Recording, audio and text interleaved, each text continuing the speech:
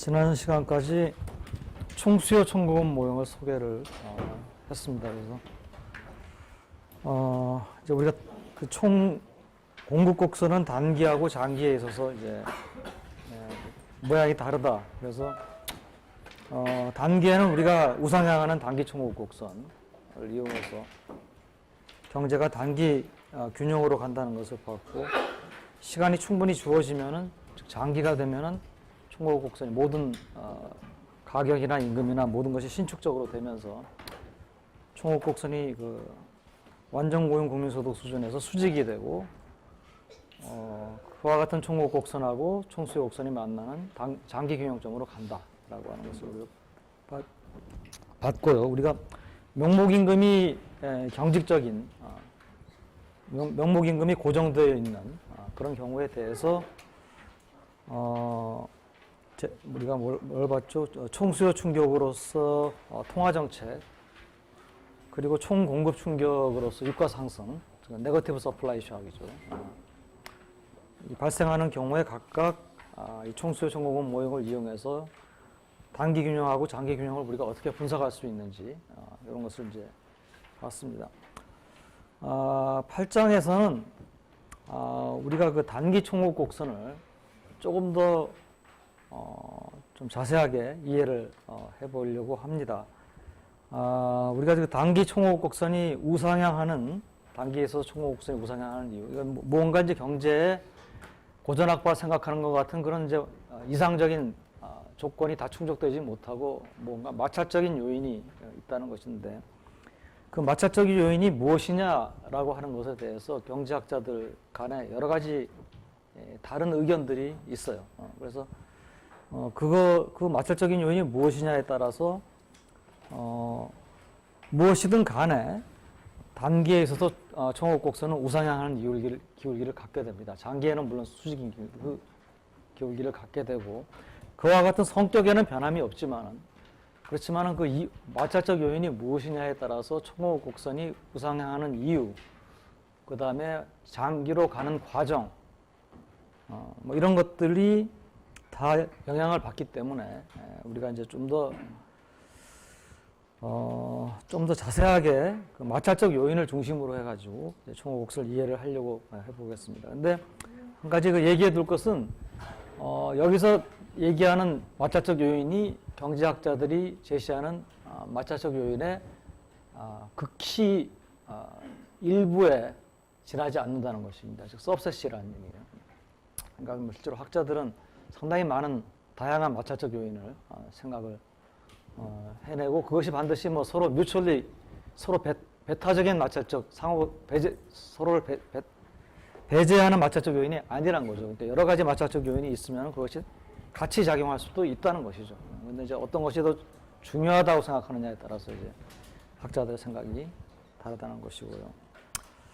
그래서 그리고 이제 전반부는 이제 단기 총급 곡선을 이해를 하고, 그리고 이제 후반부 이번 8장의 주제는 그 마찰적 요인 중에서 기대 형성, 정보의 문제거든요. 이거는 특히 이제 여러분들이 합리적 기대 이런 얘기를 거시경제학에서 좀 들어봤을 수도 있는데, 이 합리적 기대라고 하는 것이 이제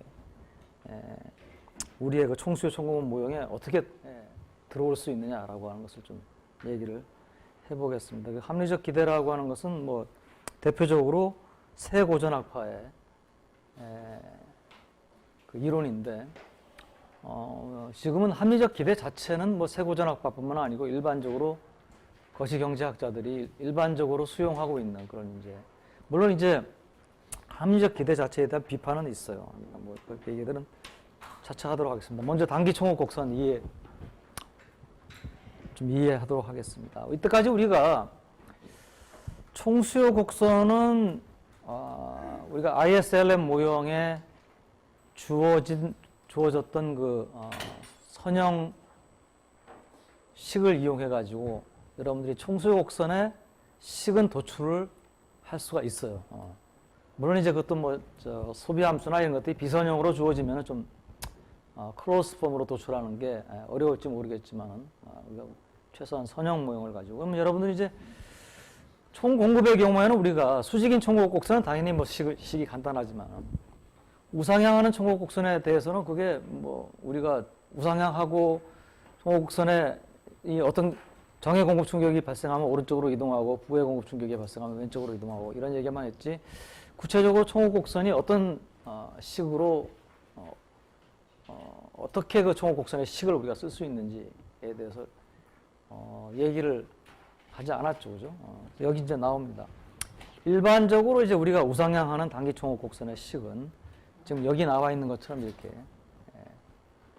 쓸 수가 있습니다. y는 yf 더하기 뭐 a는 이제 양의 값을 가지는 상수고요. p 빼기 pe 뭐 여기서 여러분들이 처음 보는 것은 PE죠.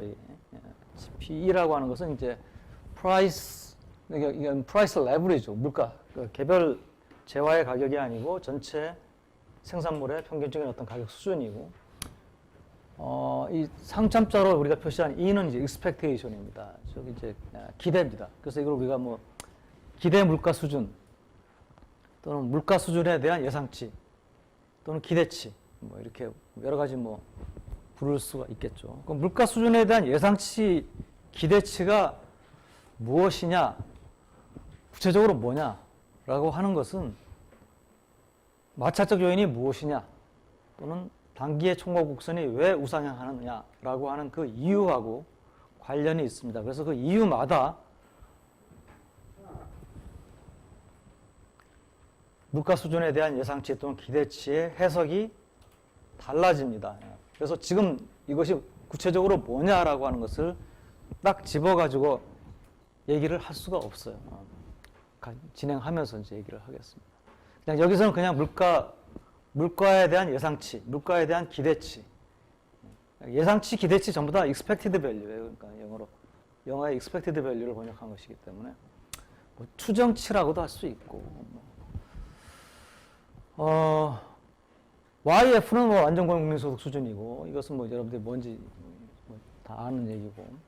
자, 이와 같은 단기 총각 곡선의 식은 무엇을 의미하느냐라고 하는 것이죠. 여기다 한번 쓰고 시작하겠습니다. Y는 YF 더하기 A, P 빼기 P이고요.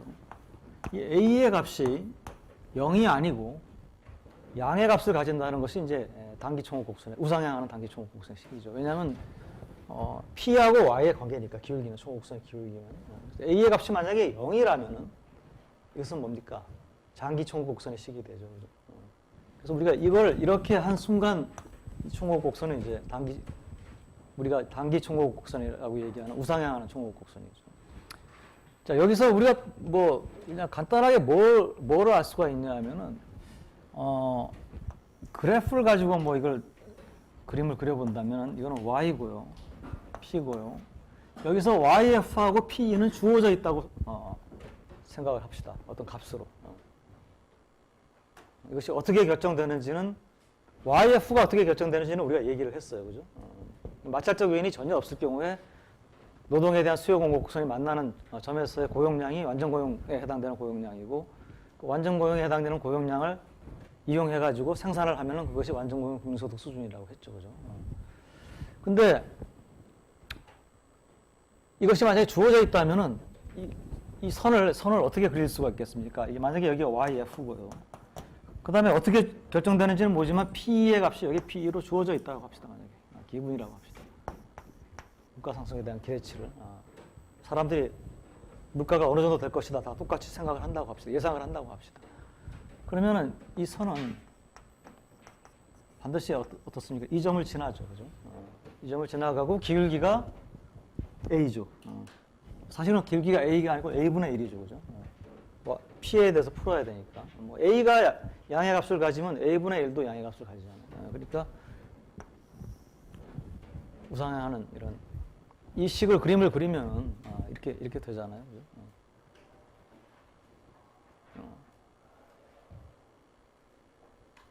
이건 아주 단순한 식입니다. 근데 왜, 그러니까 이 A라고 하는 것이, 그러니까 여러분들 이게 선형식이고, 선형식을 이런 그래프에다가 표현할 때 직선이 되는 것이고, 그때 직선을 우리가 그으려면은 뭐 여러분들 뭐 여러 개가 있잖아요. 두 점을 알면 그을 수 있고, 뭐 아니면은 뭐 절편하고 기울기를 알면 그을 수 있고, 또 한 가지는 기울기하고 어떤 특정한 한 점만 알면 우리가 그을 수 있잖아요. 이게 이제 기울기가 a분의 1이고 어떤 점을 지난다는 걸 아는 거 아니에요, 그죠? 자, 그러면 이와 같은 뭐 특성을 우리가 알지만은 조금 더 이걸 그러니까 이게 이 식이 우상향하는 단기 총합 곡선의 특성을 나타내는 식이라고 우리가 인정을 해줄 수가 있겠죠, 그죠? 이 식 자체는. 자, 여기에 대해서 몇 가지만 더 이제 여러분들에게 얘기를 하겠습니다. 한 가지는 뭐냐면은 여기서 이 식의 특징이 뭐냐면은 조금 더 구체적이에요. 뭐냐면 P가 이렇게 식이 주어져 있으면 P보다 크면은 어떻게 되겠습니까? Y는 YF보다 커지죠, 그죠? 그 다음에 P가 정확하게 P하고 같으면은 Y는 YF. 만약에 이것이 작으면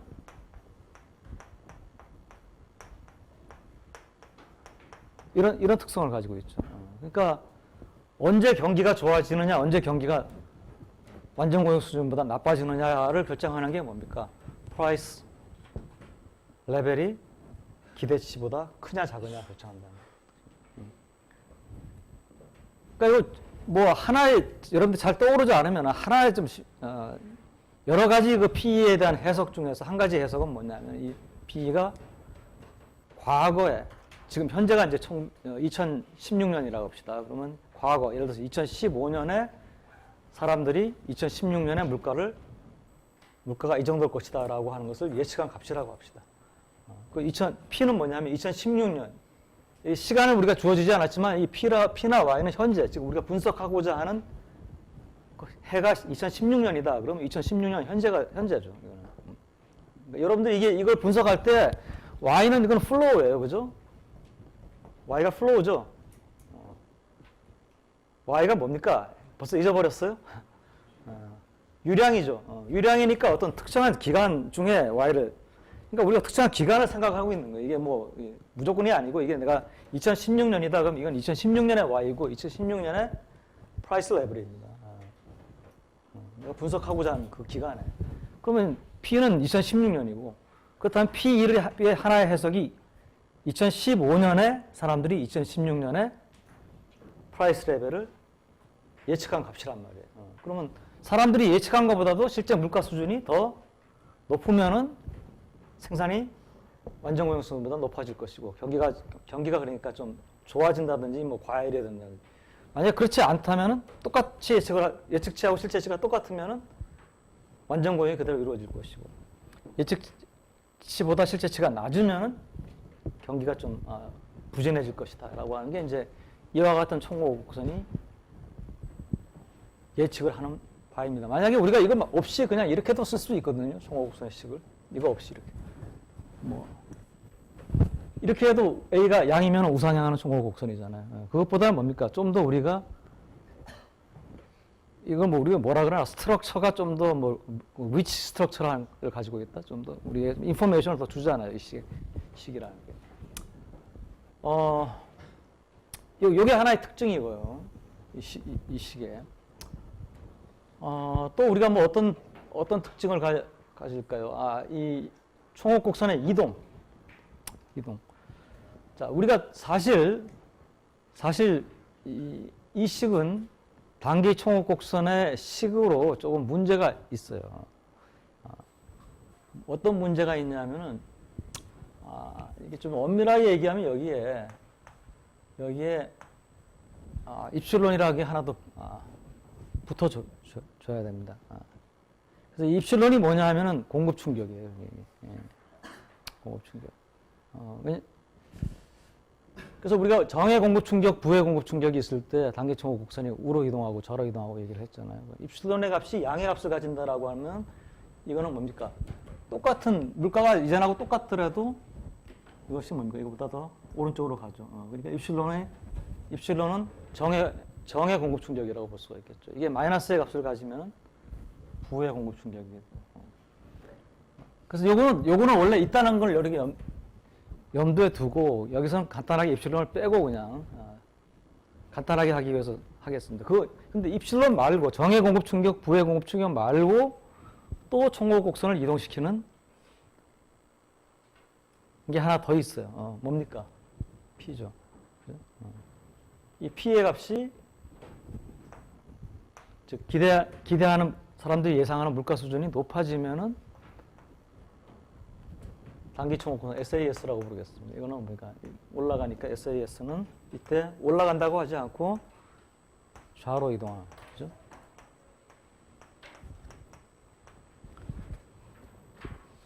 물론 이제 이게 과거에 예상했던 예측치라고 하면은 좌로 이동한다는 게 좀 우스운 얘기죠. 왜냐하면은 어떻게 지금 과거로 돌아가 가지고 그게 습변화. 그러니까 뭐 이거는 그때 현재 이동하는 것이 아니고 이게 높았을 과거의 사람들이 현재 물가 수준이 뭐 2라고 예측했을 때하고 3이라고 예측했을 때 현재 단기 총괄 곡선의 위치가 다를 거란 얘기죠. 그죠? 3이라고 예측했을 때가 더 왼쪽에 있을 것이다라고 하는 그런 이제 얘기를 해주는 것이죠. 그죠?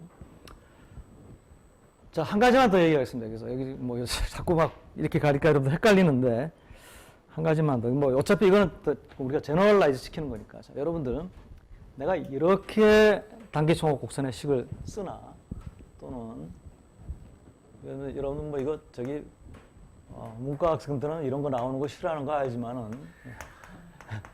예를 들어서 y하고 yf에다가 이렇게 만약에 로그를 붙인다. 자, 식은 분명히 다르죠. 식은 달라요. 그건 뭐 틀림없어요. 그거는. 근데 단기 총괄 곡선에 이 가지고 있는 특성, 우상향하는 기울기를 가진다. 유지가 됩니까? 안 됩니까? 됩니다. 로그 함수라고 하는 게 뭐 밑변이 뭐 이건 이제 ln이라고 쓴 거는 내추럴 로그이기 때문에 밑변이 2지만 2든 뭐 아니면 상용 로그든 간에 로그 함수는 다 뭡니까? 이런 모양을 가지고 단조 증가 함수잖아요. 그러니까 이 특징이 그대로 유지가 됩니다. 여기다가 ln을 붙여도 또 마찬가지로 다 유지가 돼요. 그래서 우리가 실제로는 얼마든지 이 선형식으로 썼지만은 선형이 아니고 비선형으로 변환이 될 수 있다는 그런 것이 나오더라도 예를 들어서 여러분들이 만약에 뭐 이게 ln이 아니고 뭐 익스포넨셜의 y다 여기가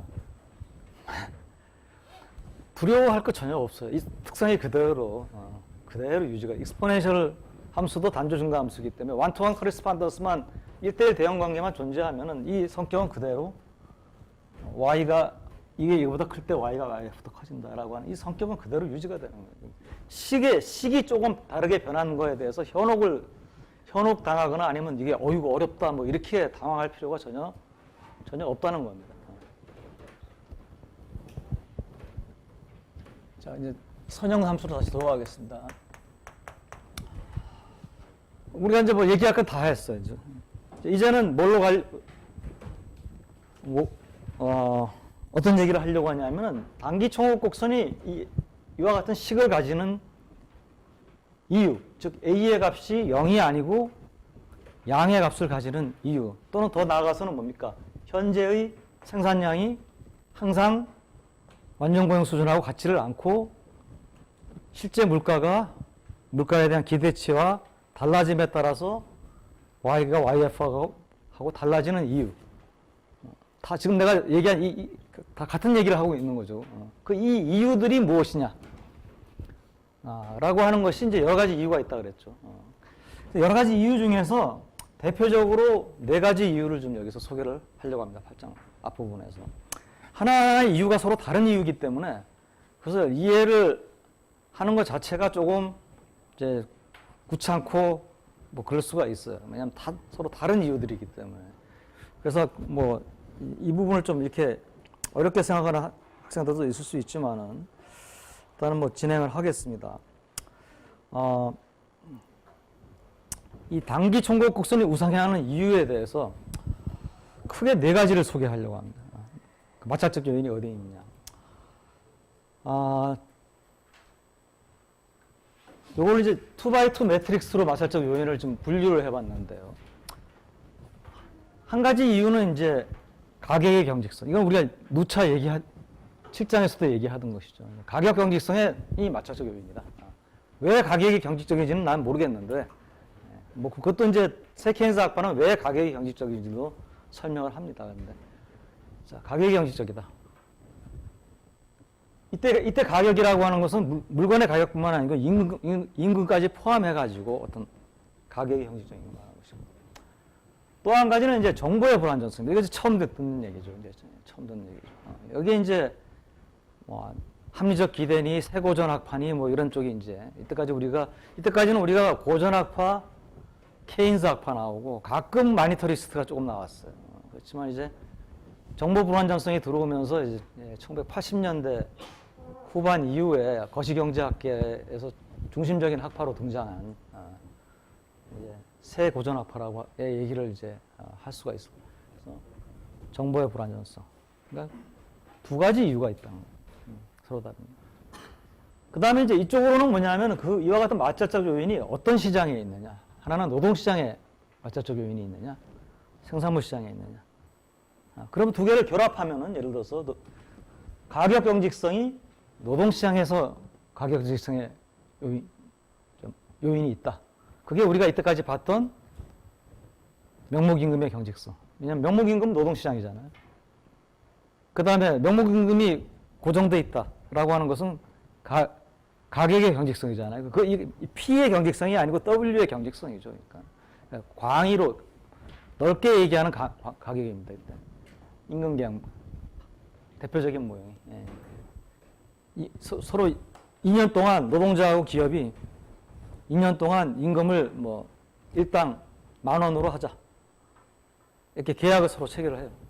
그러면 그 기간 중에는 임금이 못 변하잖아요. 전체 노동자를, 우리 회사의 노동자를 대신해가지고 우리 회사 노조하고 회사 경영진하고 뭐 2년 동안 우리 회사에 고용되어 있는 모든 사람들에 대해서, 물론 사람들마다 직급이 다르면 물론 임금이 다르겠죠. 다를 수 있지만은 어떤 직급은 뭐 생산직에서도 뭐 기능이 있는 사람은 얼마, 아니면 또 뭐 성과급을 준다 하더라도 성과급도 고정시킬 수 있잖아요. 그래서 다 계약이 돼 있다.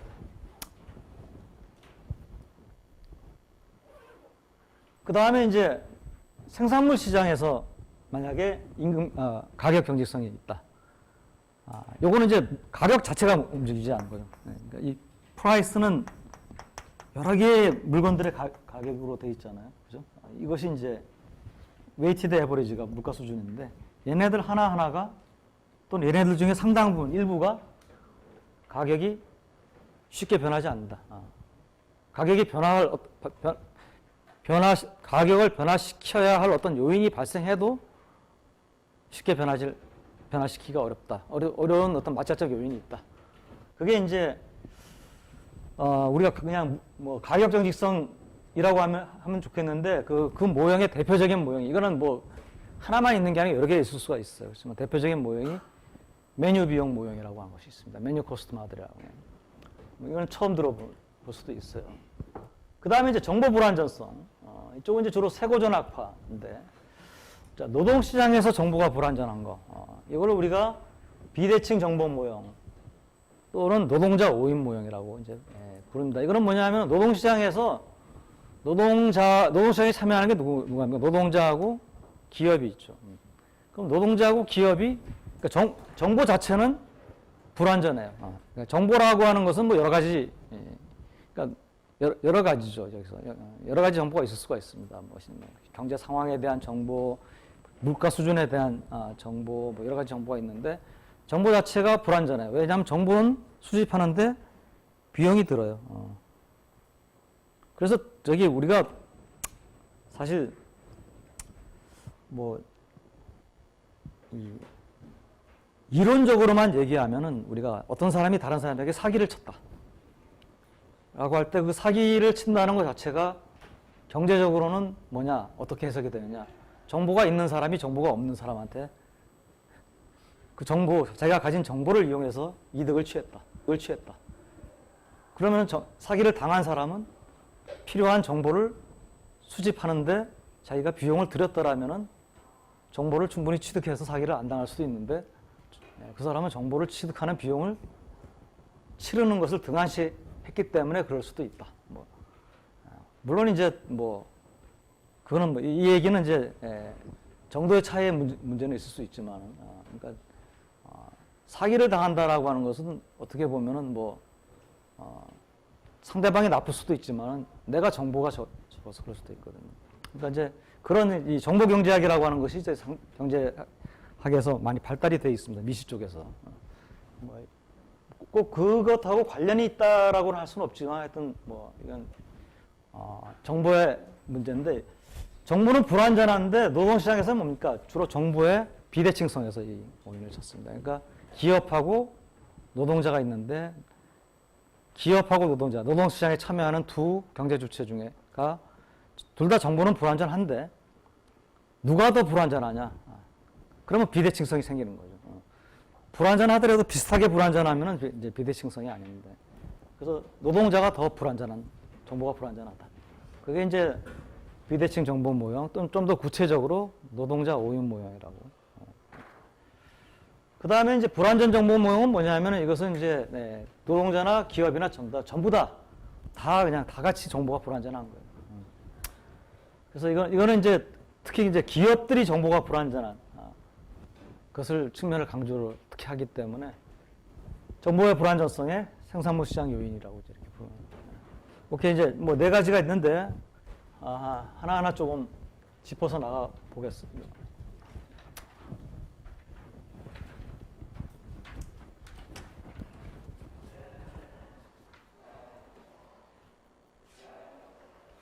자, 임금계약 모형입니다. 자, 임금계약 모형은 여러분들이 이런 식으로 이제 생각을 해봅시다.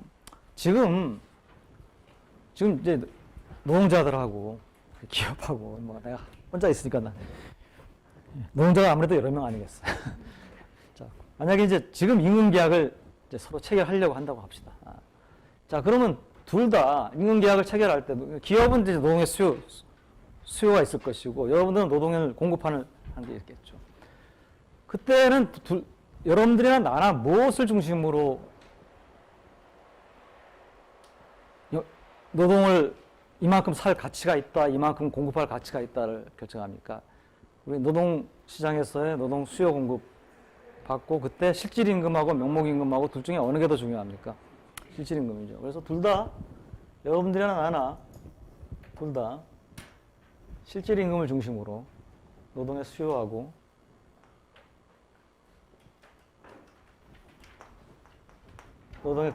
노동의 공급하고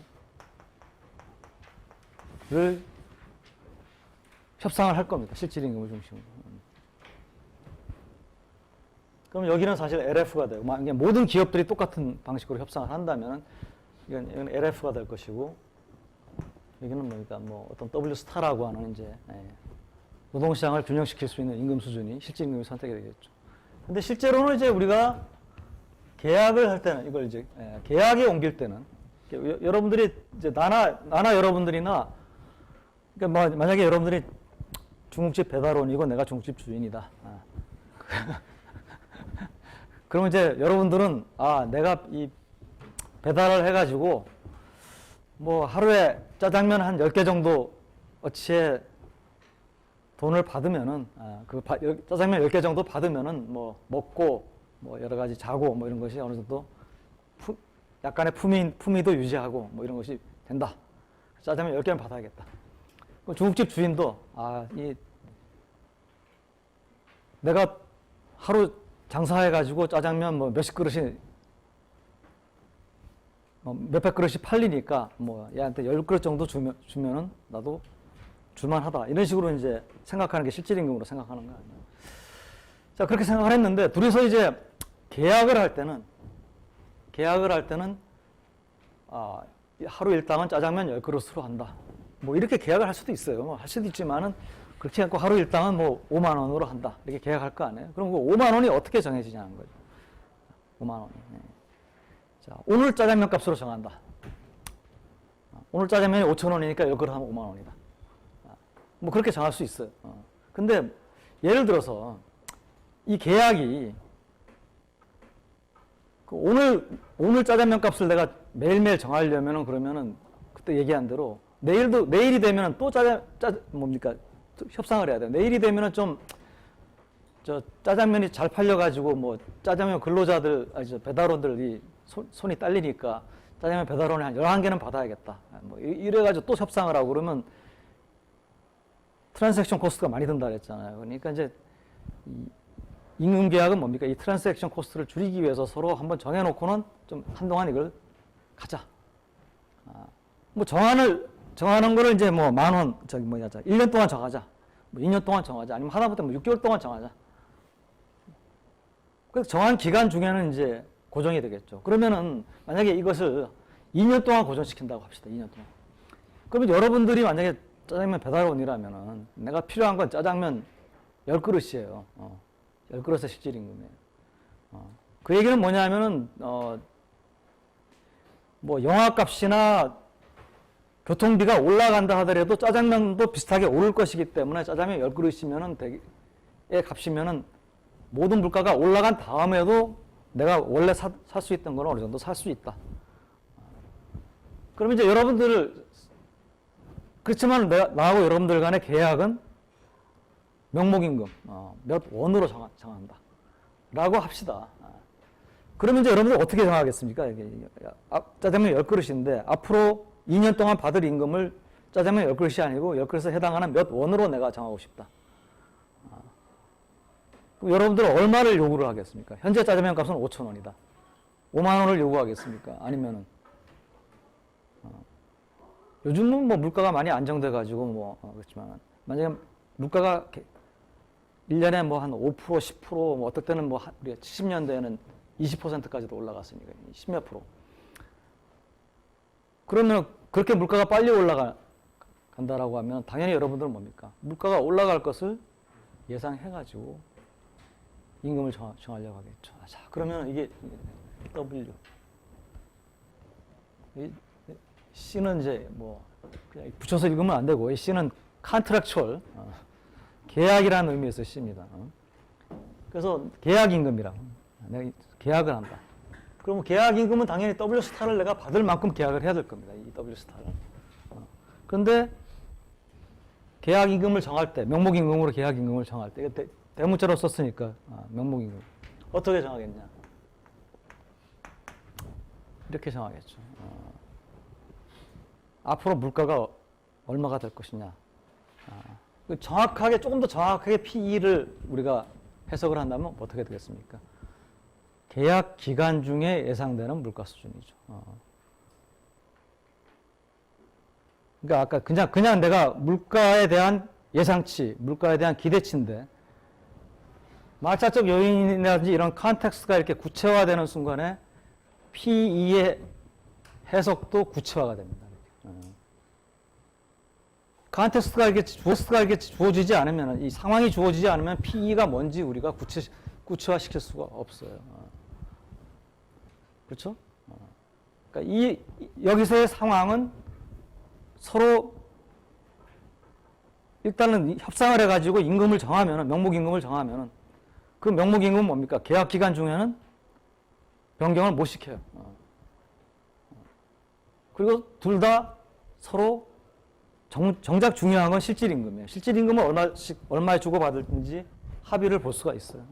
그럼 합의된 실질임금에 계약을 처음 할 때는 합의된 실질임금에 해당되는 명목임금을 계약임금을 정하는데 그때는 뭡니까? 계약 기간 중에 예상되는 물가를 모르니까 앞으로 2년 동안 물가가 어떻게 될지 우리가 알 수가 없으니까 알지 못하니까 얼마가 될 것이다 하는 것을 서로 예측을 해가지고 정할 겁니다.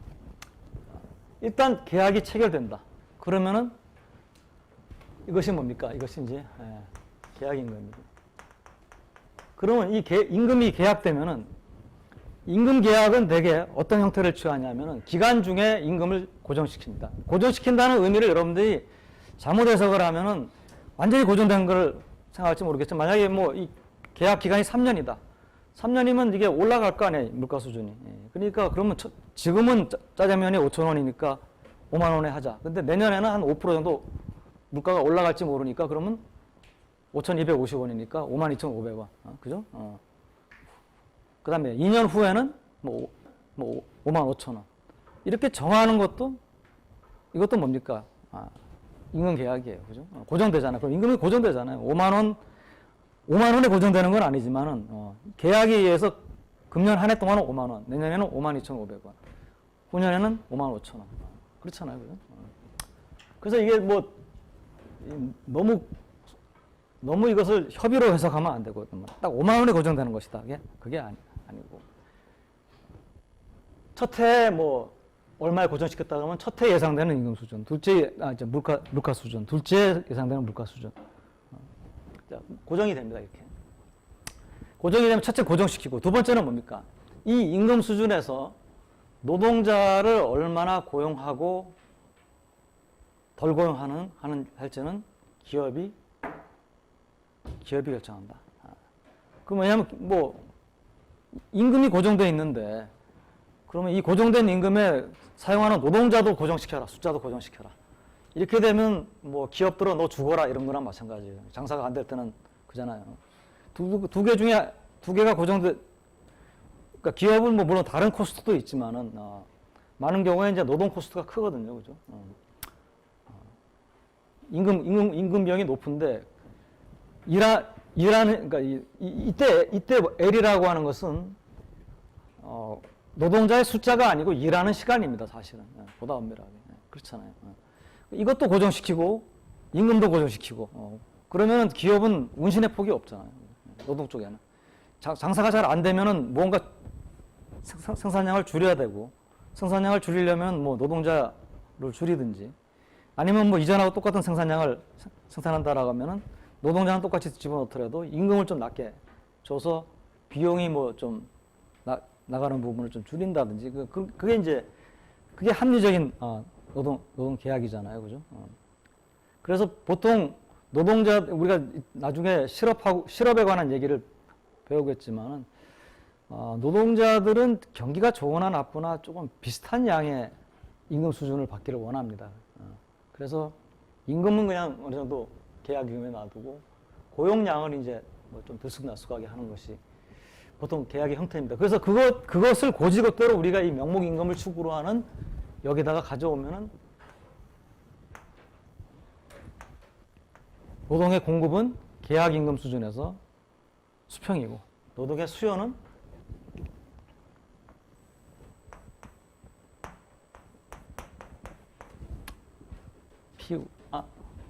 A가 빠졌죠. P, A, F. 이 A는 뭐 우리가 지금 변화시키지 않을 것이기 때문에 그냥 똑같이 이게 이제 노동 명목임금을 추구로 한 것이 되겠습니다. 처음에 이제 이 W 계약임금을 계약할 때는 어떻게 계약하겠습니까? 여기다가 양쪽이 전부 다 물가에 대한 기대치가 P2이기 때문에 둘 다 P2만큼 이렇게 올려가지고 P2에 HL, P2에 A 곱하기 F-L 이렇게 정해질 거예요. 그럼 여기 만나는 점, 이 점이 바로 이 점하고 같을 거고 LF고 WC는 바로 W 스타 곱하기 P2가 되겠죠. 그죠? 계약할 때는 이렇게 이제 이와 같이 왜냐하면 계약할 때는 모든 게 다 플렉서블 하기 때문에 세상이 다 이제 실질 임금으로만으로 그러니까 완전 고용이 달성해 마찰적 요인이 없는 세상이나 마찬가지예요. 근데 일단 이제 계약을 했어요. 계약을 하면은 이제 마찰적 요인이 생기는 거죠. 계약에 의해서 계약 기간 중에는. 그래서 모든 노동자들이 모든 기업하고 동시에 뭐 계약을 하는 건 아니겠지만 여기는 좀 간단하게 생각하기 위해서 모든 여기 뭐 기업들이 우리나라에 한 1000개쯤 있는 기업들이 한 10만 개쯤 있는데 10만 개하고 기업들하고 노동자 그 기업이 고용하는 노동자 간에 모든 계약이 똑같이 지금 여기 땅하고 시작해가지고 뭐 1년 후에 이제 갱신이 됩니다. 그럼 1년 동안에는 요거는 사라지고요. 요거는 이제 이렇게 됩니다. 근데 이제 문제는 뭡니까? 기업은 뭡니까? 실제 노동자를 얼마나 고용할 것이냐라고 하는 것은 원래 계약할 때 예상했던 물가 수준이 아니고 실제 물가 수준에 의해서 결정된다는 것이죠. 그래서 만약에 P가 P하고 같다면은 정확하게 요점에서 노동 수급이 일어날 거예요. 그렇죠. 만약에 P가 P보다 크면은 만약에 이것이 이제 P1인데 P1이 P보다 크다면 실제 물가가 P보다 크다면 노동 수요 곡선은 어떻게 가겠습니까? 위쪽으로 이렇게 이동해요. 기업들은 사람을 더 많이 쓰려고 그래요. 왜? 임금은 똑같은데 물가가 올랐으니까 기업이 실제 주는 실질 임금은 어떻게 됩니까? 또 이전보다 싸지죠. 싸면은 싼 노동력을 더 많이 이용하는 게 해서 생산을 더 많이 하는 게 이윤을 더 늘릴 수가 있어요. 그래서 만약에 이제 이렇게 임금이 정해진 상태에서 이거는 이제 정해졌습니다. 2015년 말에 딱 정해졌다고 합시다. 이 임금이. 2016년이 됐어요. 실제 물가 수준이 만약에 2015년 말에 생각했던 것보다 더 높아졌다. 그러면 이와 같은 상황이 됩니다. 노란선이 됩니다. 이렇게 되면은 L은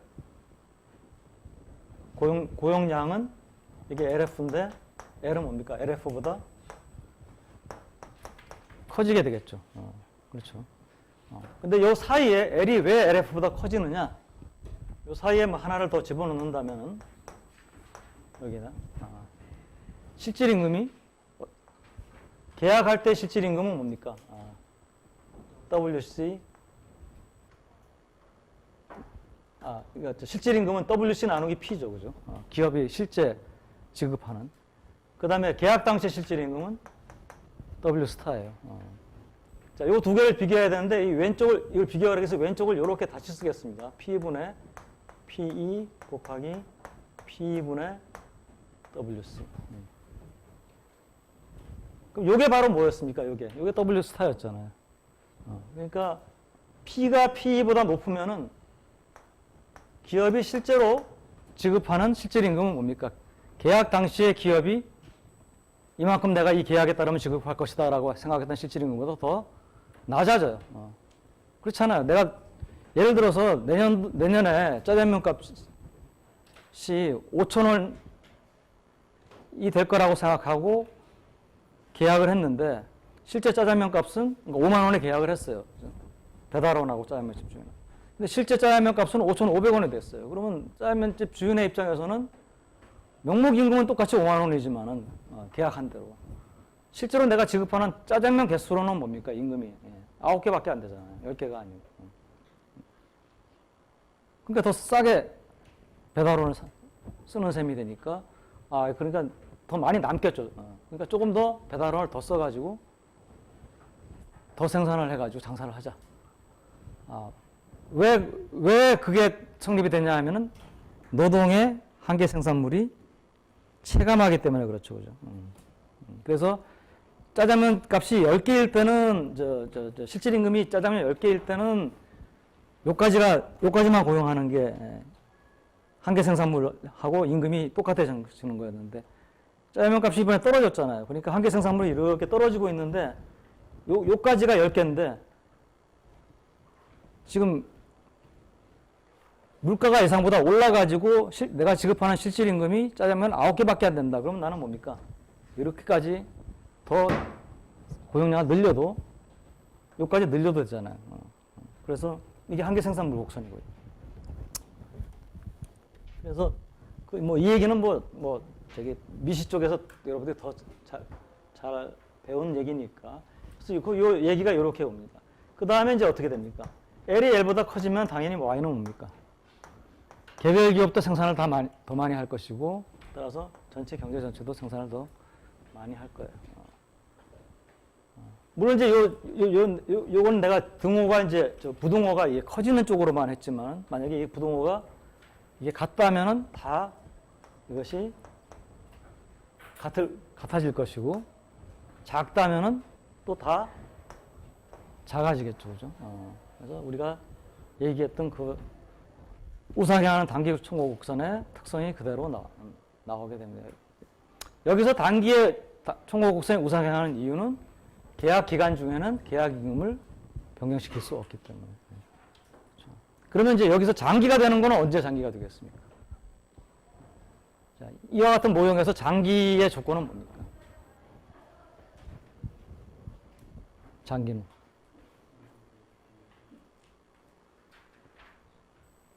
아까 뭐 이렇게 물으니까 다 또 당황해 하는데 계약 기간이 끝나면 되죠.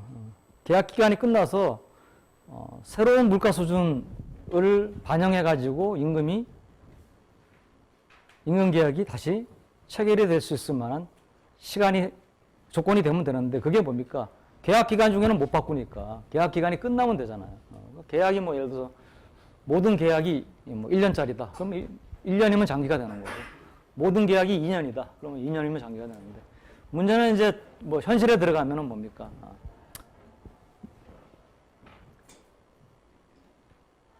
계약 기간이 같이 한 2년이라 하더라도 이게 그러니까 모든 계약들이 전부 다 동시에 지금 오늘 요이 땅하고 시작해서 2년 후에 요이 땅하고 끝나는 게 아니잖아요.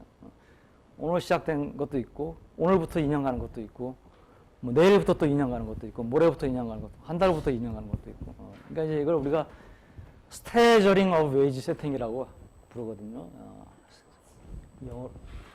여러분들 이거 뭐 고등학교 때 시험 보면서 이제 발음 기호하면서 많이 배웠던 이렇게 쓰고는 스테저라고 읽죠, 그죠? 스테저링 오브 웨이지 세팅이라고 해서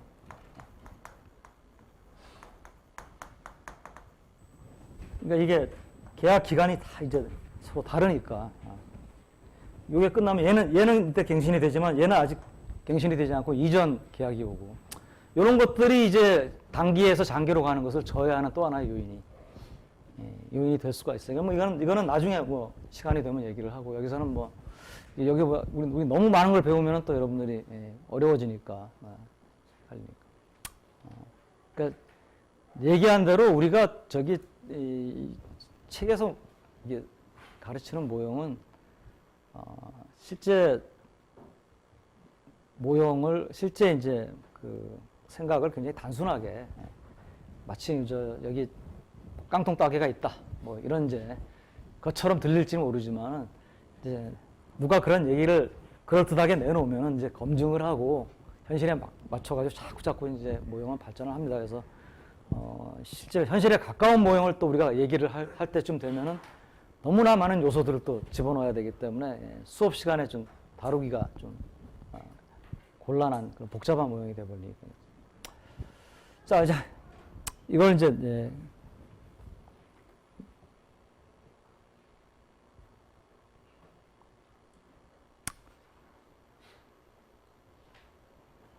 뭐 여러 가지 복잡한 얘기를 썼지만은 지금 내가 얘기했던 그 얘기입니다. 사후적이라고 하는 것은 계약을 일단 체결한 다음에는 사전적으로는 뭡니까? 서로 손해를 보지 않게 W 스타를 받도록 그렇게 임금을 체결하는데 사후적으로는 이제 실제 물가하고 서로 이제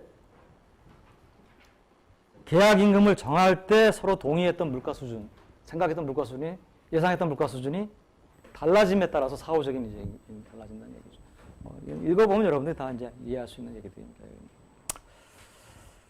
자, 다음으로 넘어가죠. 두 번째는 이제 경지적 가격 모형입니다. 그러니까 이 경지적 가격 모형은 다른 의미로 이제 메뉴 코스트 모델인데요.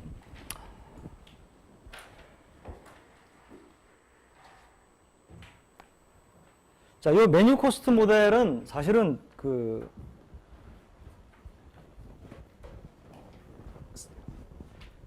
우리가 이 케인스 학파가 경제학의 계보가 케인스 학파가 나오고 케인스 학파에 대응해가지고 이제 뭐 대응한다기보다는 이제 통화론자가 나왔고 통화론자 말고 또 그다음에 이제 세고전 학파가 나오죠. 근데 통화론자는 거시경제학에서 인정을 받는 주류로 등장하지는 못하고 이제 얘기한 대로 이 통화론자는 원래 케인스 학파의 입지를 흔들었는데 흔들리지 않는 굉장히 강한 입지를 가지고 있었는데 통화론자가 이제 케인스 학파의 모형이 설명하지 못하는 여러 가지 문제점을 탁탁탁 찍고 나가니까 입지가 흔들렸어요. 근데 그까지만 하고 정작 통화론자는 거시경제학에 있어서 중심적인 이론으로 등장을 하지 못하고요. 못하고 정말로 중심적인 이론으로 등장한 것은 여기서부터 일로 갑니다. 세고전학파로 갑니다. 그리고는 케인스 학파는 뭐냐면 이 세고전학파한테 한참 밀리다 보니까 케인스 학파가 그래도 뭡니까 자기가 많은 거시경제학자들이 케인스 학파가 생각하는 것처럼 어떤 물가나 임금이나 이런 가격 경직성으로 인한 마찰적 요인이 어느 정도는 현실 적으로 타당성이 있다. 그래서 이제 이게 이제 새 케인스 학파가 등장을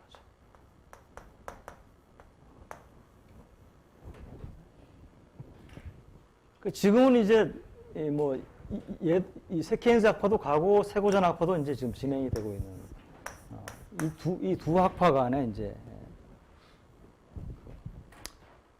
근데 이 케인스 학파하고 새 케인스 학파의 중요한 차이가 뭐냐면 뭐 여러 가지 차이가 있지만 케인스 학파는 왜 그러면은 가격이 경직적이냐라고 하는 왜 그러면 임금이 경직적이냐? 그러니까 장기 임금 계약이라고 했는데 왜 그러면 장기 임금 계약을 체결하느냐? 뭐 예를 들어서 뭐 이런 것들에 대해서 설명을 안 하고 이게 있기 때문에 가격이 경직적이다. 또는 거꾸로 뭡니까 실업이 완전고용 수준보다 굉장히 높은 상태의 실업이 단기간 내에 해소되지 않고 몇 년이고 오랫동안 지속이 된다. 이거 자체가 무언가 노동시장에서 가격인 임금이 신축적으로 움직이지 못하는 증거가 아니냐. 그러니까 이 임금 경직성이나 가격 경직성의 증거를 왜 얘네들이 경직적이냐라고 하는 이유를 설명하려고 들지를 않고 현실을 보니까 이거는 고전학파가 얘기하는 거하고 다르지 않느냐. 그러니까 이 현실을 설명하려면은 얘네들이 경직적이라는 고전학파 생각하는 거하고 다른 걔네들이 틀리니까 그럼 걔네들이 생각하는 신축적이 아니라면 이건 가격이 경직적일 수밖에 없는 게 아니냐. 그런 식으로 이제 경험에서 이유를 많이 찾았습니다. 경험에서. 그리고 이제 경험에서 그 이론의 근거를 찾는 게 사실 쉬워요. 쉬우니까 뭡니까? 뭐 굳이 뭐 어렵게 왜 그러냐를 설명을 안 해도 된 거 이건 뭐 이런 체리 피킹이라고 해서 이렇게 바로 그냥 뭐 높이 안 올라가도 눈앞에서 이렇게 뭐 딸 수 있는 체리들이 있으면 그거 따면 되잖아요. 그죠? 처음에는 뭐 케인스의 경제학이라는 게 거시경제학이 뭐 케인스의 경제학에서 시작됐다고 봐도 과언이 아니니까. 그 당시에는 뭐 눈앞에 체리들이 그냥 수두룩하게 있는 거예요. 그러니까 이제 그런 식으로 발전을 하다가 이제 한 방 맞은 게 이제 맞은 거죠, 이제. 너무 안일하게 이제 뭐 왜냐면 이 체리가 너무 쉽게 따지니까 이제 얘네들은 어떤 얘기까지 하냐면 나중에 이대로 가면은 우리가 경제를 파인 튜닝까지 할 수 있다. 파인 튜닝이라고 하는 것은 이제 y를 yf를 중심으로 해서 y가 이제 조금 이렇게 뭐 변동할 수 있잖아요. 파인 튜닝은 이거는 미세한 변동까지도 다 우리가 막아버릴 수 있다.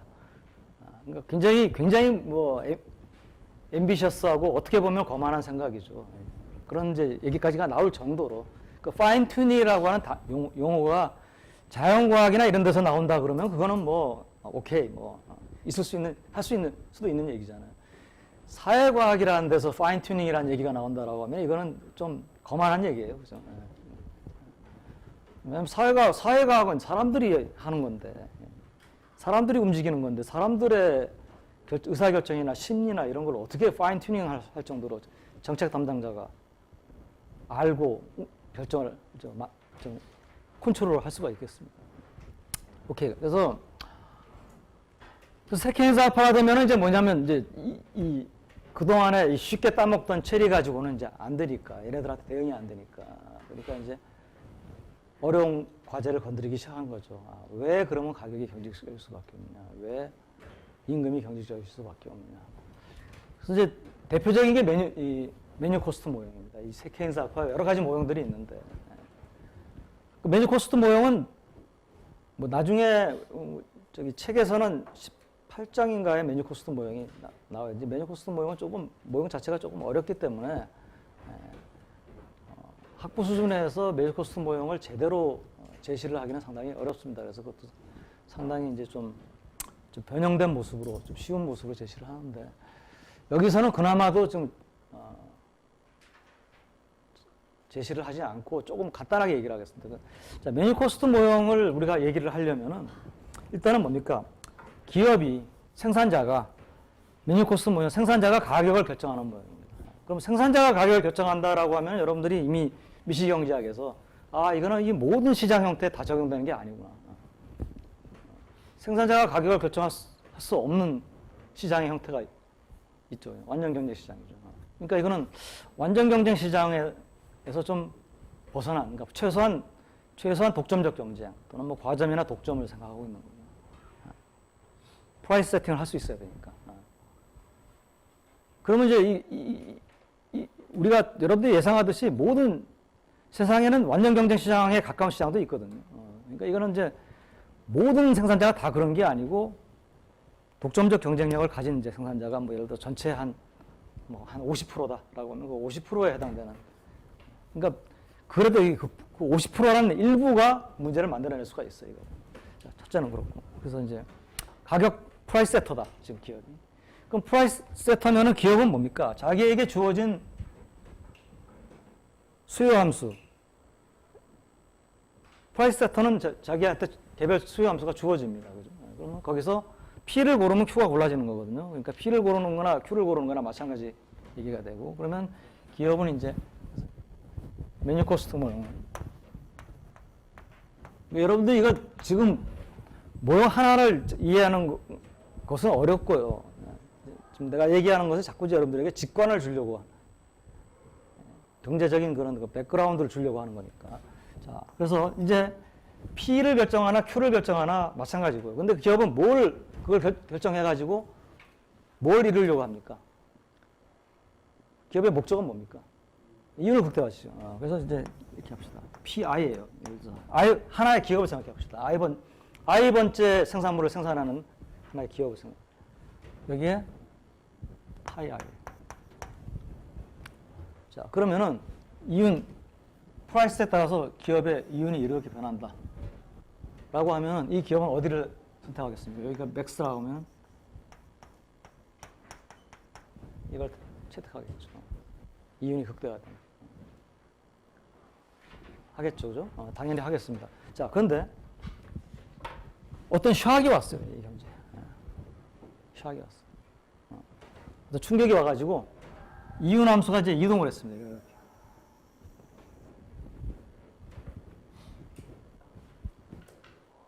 이윤 함수 자체가 바뀌었어요. 그러면 이 기업은 뭡니까? 이 꼭대기가 되는 게 여기라고 합시다. 그러면 PI 이번엔 뭡니까? 다시를 택하는 게, PI 스타 다시를 택하는 게 이윤이 극대화되죠. 왜냐하면 노란 선은 상에서는 원래 물가를 유지하고 있으면, 가격을 유지하고 있으면 이 높이의 차이만큼 내가 이윤을 적게 보게 되기 때문에 가격을 올리는 게 맞습니다. 자, 근데 여기에 이제 메뉴 코스트라고 하는 개념이 등장합니다. 메뉴 코스트는 그냥 문자 그대로 해석을 하면 뭡니까? 메뉴판을 바꾸는 데 드는 비용입니다. 그러니까 아까 우리 중국집 예를 많이 들었는데, 중국집 예를 들면 뭡니까? 짜장면 값도 올려야 되고, 짬뽕 값도 올려야 되고, 만두 값도 올려야 되고, 이제 메뉴판을 바꿔야겠다. 메뉴판을 가는데 비용이 들잖아요. 큰 비용은 아니죠.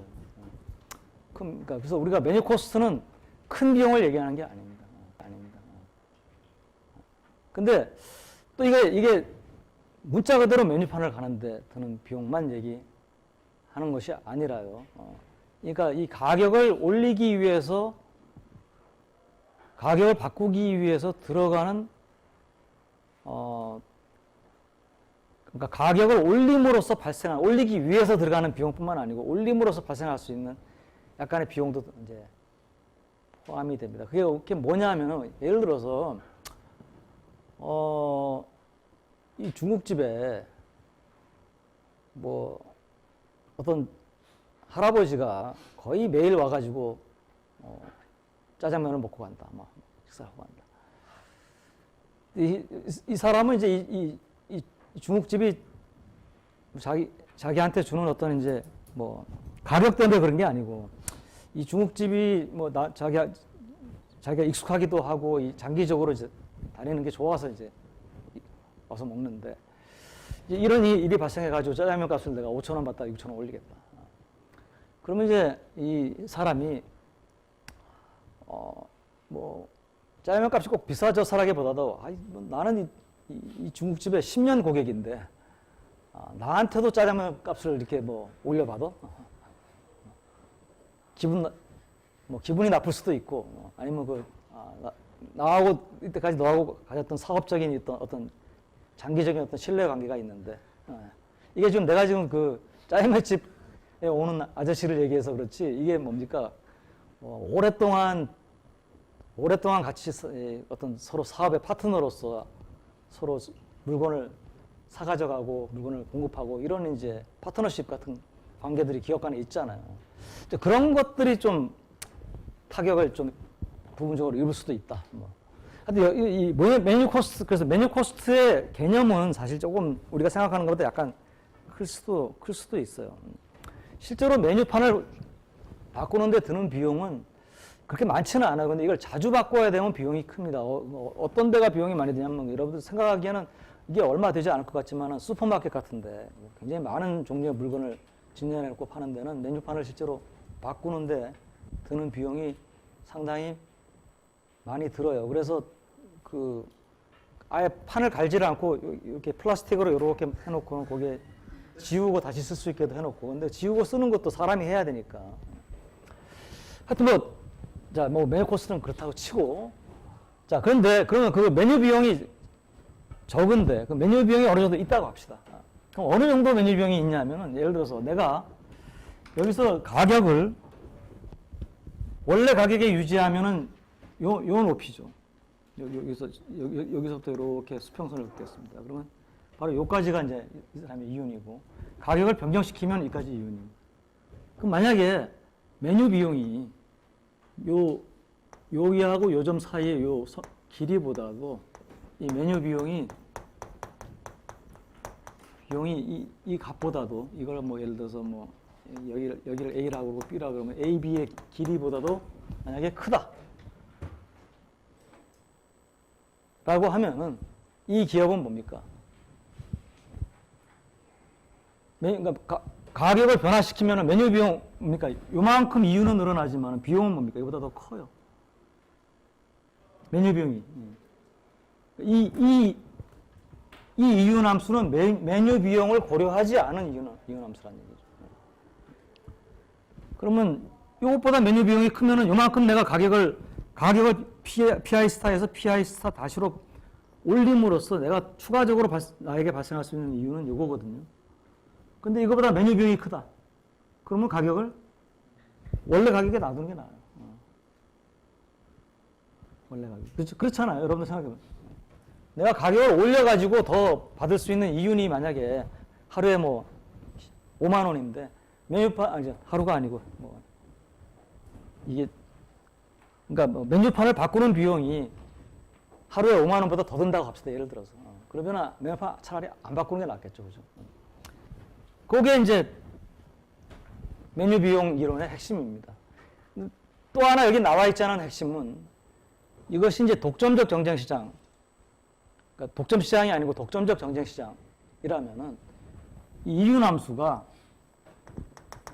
요 최고점, 이윤이 최고가 되는 점에서 상당히 플랫해집니다. 이게 만약에 이윤 함수가 이렇다면은 똑같은 메뉴 비용을 해도 가격을 바꾸는 게 낫겠죠. 그죠? 근데 이윤함수가 이 위에서 굉장히 플랫해져요. 독점적 경쟁시장이라면은. 그래서 그와 같은 특성을 이제 뭐 경제학자들이 증명을 했죠. 그래서 이제 약 크지 않은 비용으로도 왜 가격이 경제적이 될 수 있느냐라고 하는 것입니다. 너무 자세하면 여러분들이 여기서 뭐 다 이해를 못한다 하더라도 중요한 건 왜 가격이 경제적이 되느냐. 메뉴 가격 바꿔가지고 나에게 발생할 수 있는 이득이 메뉴 비용보다 작다면 가격 안 바꾸는 게 낫겠죠. 자, 그러면 이제 이게 끝이 아니고 이제 스토리가 이제 여기. 자, 만약에 여러분들이 나는 이게 이윤함수가 상당히 플랫하고 메뉴 비용이 어느 정도 있기 때문에 나는 가격을 한번 책정하면은 쉽게 변경하지 못하는 그런 기업이라고 여러분들이 그런 기업 경영자라고 생각해 봅시다. 그러면 여러분들이 가격을 그러니까 이 사람들은 그런 사람들 여러분들이 그런 경영자라고 생각해요. 여기는 뭐냐면은 메뉴 비용도 거의 없고 거의 뭐 가격을 조금이라도 수시로 변경시키는데 거의 뭐 문제가 없는 경영자라죠.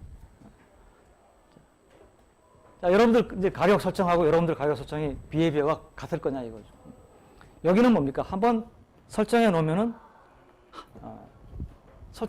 가격을 변동의 요인이 생기더라도 가격을 변경시키기가 어려워요. 여기는 메뉴 비용이 거의 뭐 굉장히 작다고 합시다. 그러면 뭡니까? 한번 설정해 놓으면 또 충격이 와가지고 다른 것으로 변경시켜야겠다? 변경시키면 되는 거예요. 그냥. 또 낮춰야겠다? 낮추면 되는 거예요. 그러면은 이 사람들은 어떻게 했습니까, 여러분들은? 처음에 가격을 결정하려고 할 때 신중하다는 얘기는 뭡니까? 앞으로 상당히 먼 미래까지 나의 제품에 대한 수요가 얼마나 될 것이고 뭐 이런 걸 예상을 해가지고 그래가지고 가격을 결정하려고 할 것이고 여기는 뭡니까? 뭘 걱정을 해? 그냥 뭐 충격이 오면 또 바꾸면 되고 나쁜 충격이 오면 낮추면 되고 뭐 그때 조절하면 되잖아. 뭐 먼 미래까지 걱정할 필요 없어. 그렇잖아요. 자, 그러면 이제 지금 여기 들어보겠습니다. 경제에 두 가지 종류의 사람들이 있어요. 하나는 뭐냐면 메뉴 비용이 존재하지 않는 기업. 메뉴 비용이 존재하는 기업. 자, 이 사람들은 가격을 설정할 때 어떻게 하느냐. 이 J라고 하는 것이고, 이거는 I고, 메뉴 비용이 존재하지 않는 이쪽 사람들이 설정하는 가격을 I라고 하겠습니다. 이쪽 사람이 설정하는 것을 J라고. 저쪽 사람들은 저쪽에 있으니까 저쪽에서 할까? 그때 상황에 맞춰가지고 제품의 가격을 결정한다. 그러면 내 제품의 가격을 결정하는 게 이 두 가지입니다. 하나는 뭐냐면 P는 뭐냐면 물가입니다. 물가 수준이 높으면 나도 내 제품 가격을 높게 받고. 요거는 뭐냐면 이제 경기입니다. 경기가 좋으면 평균적으로 내 제품에 대한 수요도 많을 거 아니에요. 그러니까 Y가 Y보다 크면 B가 양수니까 제품의 가격을 올려받고. 그러니까 이건 뭐냐면 여기에 항상 어떤 기간이 우리가 표시는 안 돼 있지만 이 특정 기간이라 그랬죠. 그러니까 예를 들어서 이건 2016년 6월 달에 내가 내 제품의 가격을 얼마를 받을 것이냐. 그럼 2016년 6월 달에 물가 수준이 얼마가 되느냐. 그때 물가 수준을 그때 반영할 거 아니에요. 근데 이것도 뭡니까? 뭐 미리 예상할 필요 없이 2016년 6월이 돼가지고 내 경기가 좋으면은 내가 높게 받고 그러니까 그때 그냥 가격. 여기는 익스펙트를 할 필요가 없어요. 미리. 이 사람들은 뭡니까? 한번 정해놓으면은 바꾸기 어려우니까 2016년 6월에 가격을 정할 때 2016년 6월 현재뿐만 아니고 7월이 어떻게 되냐, 8월이 어떻게 되냐, 9월이 어떻게 되냐, 뭐 한동안 뭐 그게 얼마가 될지 모르지만 한동안의 물가를 내가 상황이 어떻게 될 것인지를 내가 예측을 해가지고 거기에 맞춰가지고 내가 지금 당장 여기가 맥시멈이 되지는 않더라도 이 예상되는 물가에 맞춰가지고 어느 정도 평균적으로 내가 맥시멈이 되는 그런 값을 잡으려고 할 겁니다. 그게 이제 한동안 고정이 될 거니까. 그래서 J는 P, 이때 P는 뭡니까? 그러니까 물가를 내가 정하는 시점보다 한동안 미래 물가 수준이 어떻게 될 것이냐. 미래 물가 수준이죠. 그래서 두 가지가 이제 이렇게 정해진다라고 하면 경제 전체에는 이런 기업하고 이런 기업이 존재하니까 경제 전체의 물가 수, 실제 물가 수준은 PI 기업하고 PJ 기업의 가중평균이 되겠죠. 그럼 PI 기업이 전체 람다만큼 있고 PJ 기업이 1-람다만큼 있고 그러니까 둘의 합은 1이죠. 가중치 합은 1이고 그러면 가중평균이니까 람다 PI 더하기 1-람다 PJ 그 PI 대신에 이식 집어넣고 PJ 대신에 이식 집어넣어가지고 정리를 하면은 Y는 YF 더하기 A의 P-P이고 A는 여기서 람다 B분의 1-람다. 람다의 값은 0보다 크고 1보다 작고 B의 값은 양이기 때문에 A도 양수가 0이 아닌 양수가 나옵니다. 만약에 이 경우에 모든 기업들이 전부 다 이런 기업이다 라고 하면은 람다 값이 1이 되겠죠. 1이 되면 이게 1이 돼서 A가 제로가 되어버리고 장기가 되어버리죠. 그죠? 그러니까 이제 뭐 이런 식의 이 경제에 메뉴 비용에 적용을 받는 기업들이 일정 부분 존재한다면은 무시할 수 없을 정도의 뭐 10%든 20%든 30%든 40% 50% 존재한다면은 단기 총업 곡선은 어느 정도 우상향하는 기울기를 가질 수밖에 없다.